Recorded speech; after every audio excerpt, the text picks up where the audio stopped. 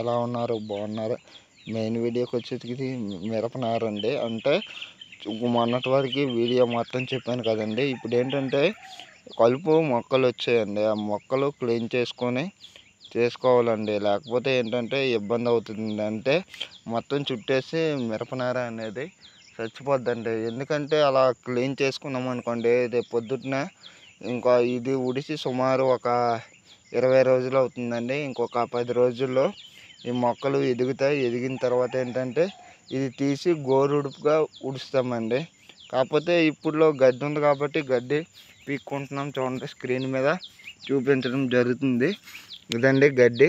ఈ గడ్డిని అనేది ఇలా తొలగించుకొని జల్లేయాలండి. లేకపోతే మనకేంటంటే మొత్తం చుట్టేసి మనకి ఆ టైంకి మొక్కలు అనేది పాడైపోతాయండి. కాకపోతే ఇప్పుడు ఏంటంటే ఇలా క్లీన్ చేసుకుంటే మనకి గడ్డి అనేది తక్కువగా ఉంటుందండి. ఇదండి స్క్రీన్ మీద చూపిస్తున్నాను కదండి గడ్డి ఎలా పీక్కోవాలనేది. కొందరు ఏంటంటే మొక్కల్ని కూడా పీకేస్తారండి తెలియని వాళ్ళు. ఇదండి గడ్డి ఎలా పీకుతున్నాను చూడండి.